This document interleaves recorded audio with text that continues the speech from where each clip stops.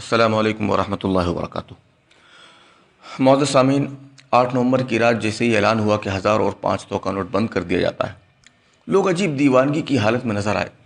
کوئی ان نوٹوں کا ہار بنا رہا ہے، کوئی جانوروں کو کھلا رہا ہے، کوئی ردی کے ٹوکرے میں ڈال رہا ہے۔ ہم کو اس طرح کی اوچھی حرکتیں نہیں کرنا تھی، ہم کو سوچنا تھا کہ آخر اس کا مقصد کیا ہے، اس کے سنگین اور برے نتائج کیا ہیں۔ در حقیقت اس کے بہت ہی سنگین نتائج آنے والے ہیں۔ اس کی انتہا میں تو ہم بعد میں پہنچیں گے، پہلے سمجھیں کہ یہ ان نوٹوں کی حقیقت کیا ہے۔ دراصل اصل دولت سونا اور چاندی ہے۔ اسلام نے بھی اسی کو ایکسیپٹ کیا ہے اور آج بھی زکوٰۃ کا نصاب اور نظام اسی سے چلتا۔ یہودیوں نے سب سے پہلے کوشش یہ کی کہ اس سونے کو اپنے پاس رکھ لیا جائے، اور انہوں نے اس کو اپنے پاس رکھ لیا۔ سارے مال کو، ساری دولت کو اپنے پاس جمع کر لیا اور لوگوں کو کاغذ کے چند ٹکڑے چھاپ کر کے پکڑا دیے اور انہیں یہ سمجھا دیے کہ یہ دولت ہے۔ اب عوام کا نام، عوام تو جانوروں کی طرح بیچارے ہیں ہی ہیں کہ جدھر چاہو ادھر ہانک دو۔ یہ اسی کو جمع کرنے لگے اور سمجھنے لگے میرے پاس دولت ہے، میرے پاس مال ہے، اور مال کہیں اور تھا۔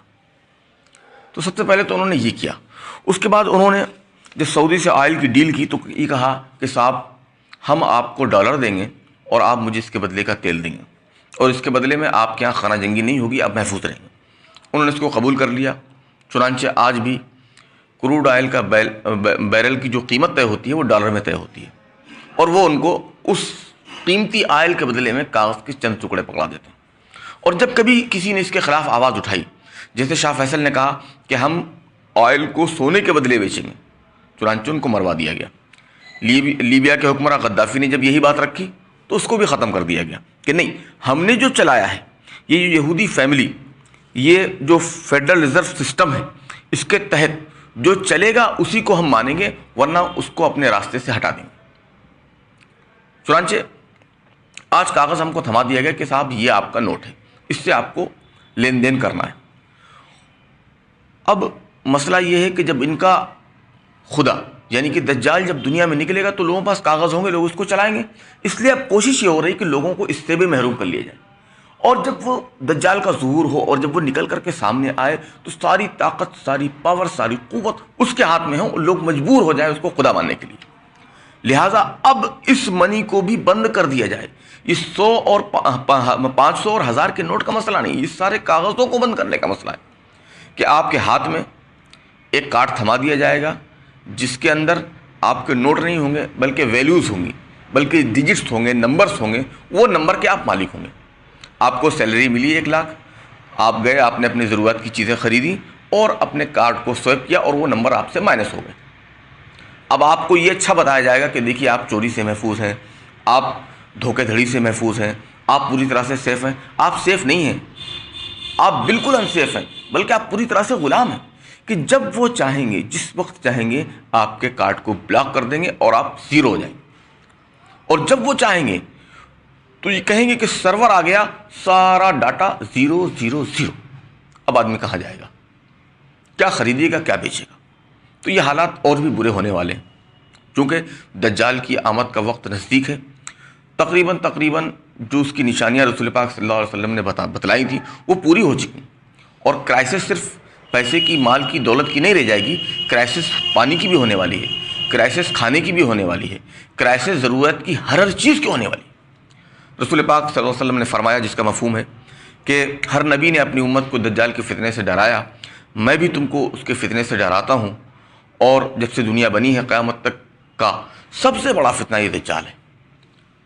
رسول پاک صلی اللہ علیہ وسلم نے اس کی کچھ نشانیاں بتائیں، اس کی تفصیل میں نہیں جا رہا ہوں، صرف یہ بتانا چاہ رہا ہوں کہ جب ہمارے آقا جناب احمد مصطفیٰ محمد مصطفیٰ صلی اللہ علیہ وسلم نے دجال کے فتنے سے ڈرایا تو اس سے بچنے کے طریقے بھی بتلائے۔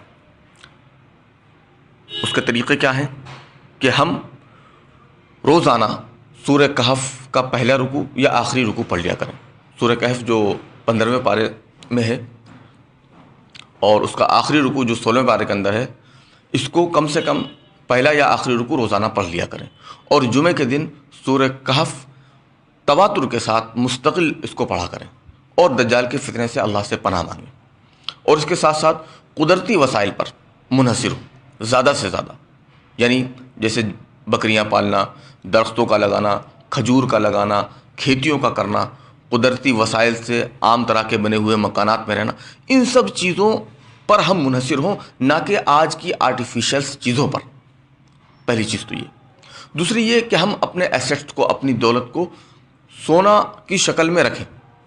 اول تو چونکہ در حقیقت اسلام میں مال جمع کرنا ہی معیوب ہے، اچھا نہیں سمجھا گیا، تو اگر ضرورت کے لیے رکھتے ہیں تو اس کی شکل میں رکھیں، اس لیے کہ آگے آنے والے وقت میں یہ بھی زیرو ہو جائے گا کہ آپ دکاندار کے پاس جائیں گے، اس کو آپ سونے کا سکہ دیں گے، وہ کہے گا صاحب مجھے یہ نہیں چاہیے، مجھے تو وہ آپ کا کارڈ چاہیے جس سے ہم سوائپ کریں، اور کارڈ تو آپ کا بلاک ہو چکا چونکہ آپ نے دجال کو فالو نہیں کیا۔ اس لیے حالات اور بھی خراب ہونے والے ہیں۔ اللہ سے دعا کریں، اللہ سے مدد طلب کریں، اعمال صالحہ کی، اعمال خیر کی فکر کریں، اور یہ اسیٹس نہ جمع کر کے آخرت کے جو اسیٹس ہیں، آخرت کی جو دولت ہے، عبادات، ریاضات، ذکر و اذکار، تلاوت، اللہ کے راستے میں خرچ، ان سب کی طرف توجہ دیں، ان کو ہاتھ کھول کر کے خرچ کریں۔ وہ وقت دور نہیں کہ ایک وقت وہ بھی آ جائے گا کہ جب یہ کارڈ، سونا سب زیرو ہو جائے گا اور صرف آپ کے اعمال آپ کے کام آئیں گے۔ لہٰذا اعمال کی طرف توجہ دیں، اور ان حالات میں بالکل پریشان نہ ہو، بالکل کبیرہ خطر نہ ہو، اس لیے کہ ہم اس رسول کے امتی ہیں کہ جس رسول پاک صلی اللہ علیہ وسلم نے زندگی کی ہر پریشانی کا ہم کو حل بتایا ہے۔ قرآن و حدیث سے اپنے علماء سے رابطہ کریں اور اس کے حل کو تلاش کریں، اور اس کے حل کو اختیار کریں، اور اسی سے اپنی زندگی کو سادگی کے ساتھ گزاریں۔ اللہ رب العزت عمل کی توفیق نصیب فرمائے، آمین۔